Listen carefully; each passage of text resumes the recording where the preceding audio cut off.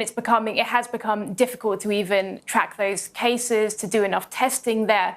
So really there are these concerns that there are a lot of instances that may be going unrecorded. So nobody wants to get too comfortable yet. And even there are concerns that there could be things that could even trigger another surge in cases. For example, government officials are quite alarmed by the fact that farmer unions have called for a nationwide protest to take place on Wednesday. And they're concerned that if there are those kind of events where a lot of people may gather, these kind of things could become super spreader events. So there are still concerns that the cases could still be very much higher than the numbers we're seeing, and that there could be instances that could trigger even more cases. So really, authorities are still very concerned about the situation.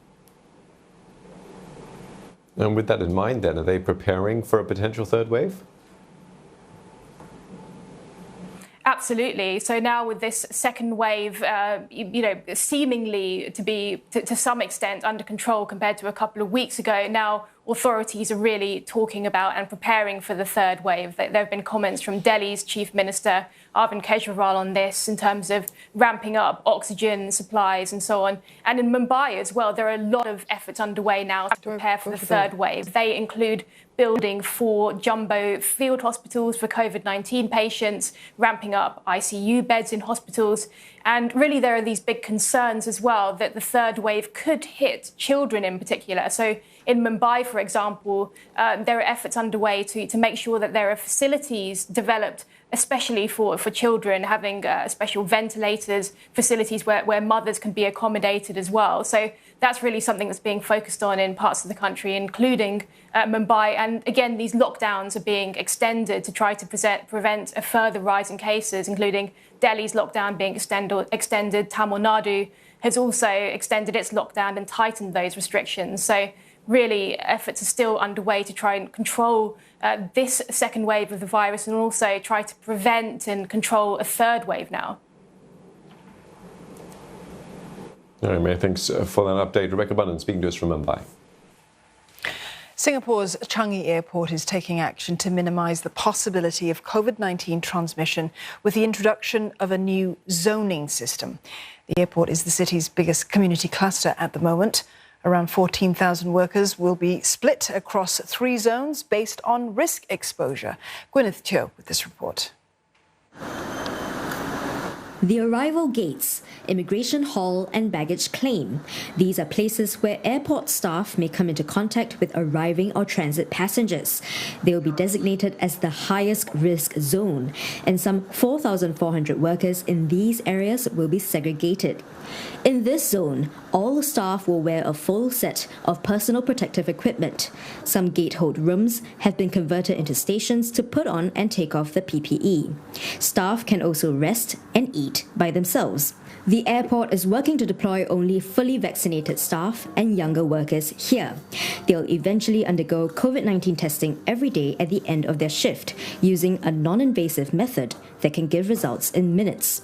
Additionally, passengers from higher-risk countries, which change based on the global situation, will be attended to separately.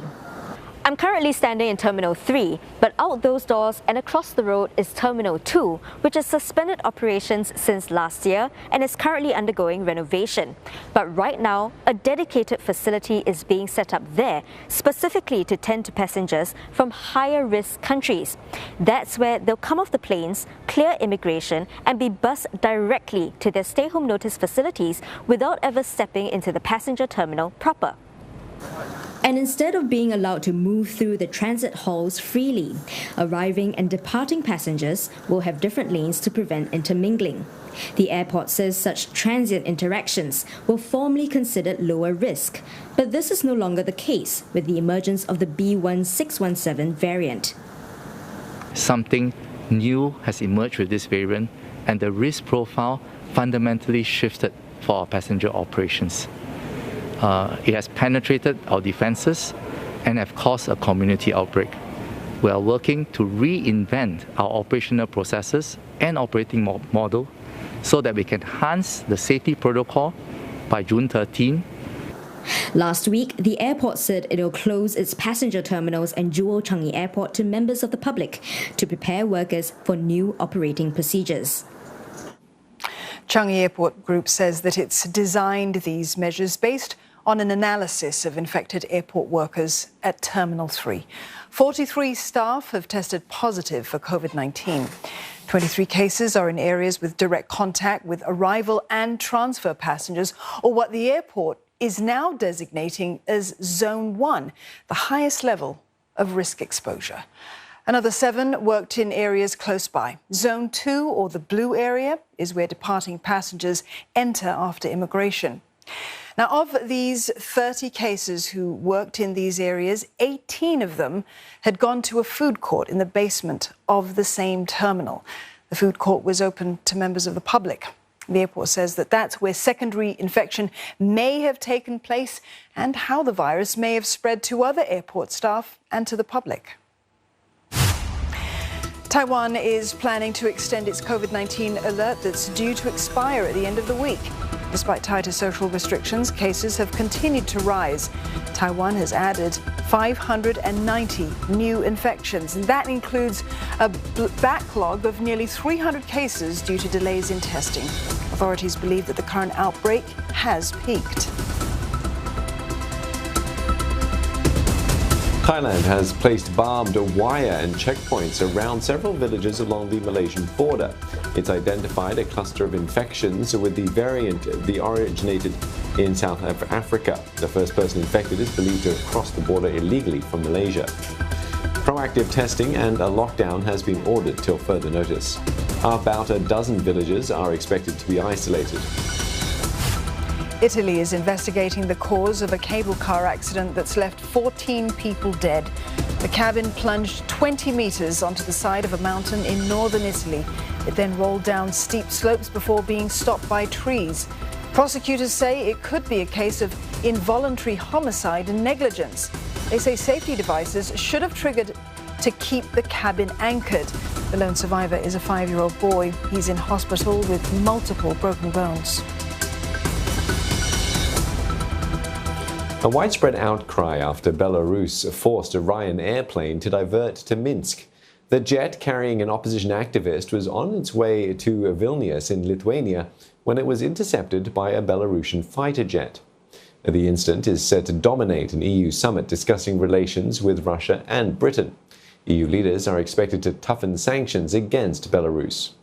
The Ryanair flight was carrying Belarusian opposition activist Roman Protasevich. Mr. Protasevich was detained where the plane landed. Several countries in the West have condemned the move, with Ireland calling it state-sponsored aviation piracy. Several airlines are now avoiding Belarus airspace. China has launched an investigation into the deaths of 21 runners during an ultra-marathon. The runners died after a cold spell hit a high-altitude section of the race in Gansu province. The incident has sparked outrage on Chinese social media. Organisers had apparently ignored extreme weather warnings. Temperatures reportedly plunged to as low as minus 24 degrees Celsius. Some runners were only wearing T-shirts and shorts. Insulation blankets were shredded by strong winds. Many were left unconscious, while others were seen foaming at the mouth. The victims include many elite Chinese marathon runners. China's top sports body has vowed to tighten safety rules for all events. Still to come, small and medium-sized companies in Hong Kong ask for more government help. Speed and convenience. A breath might be all that's needed to test for the coronavirus in Singapore.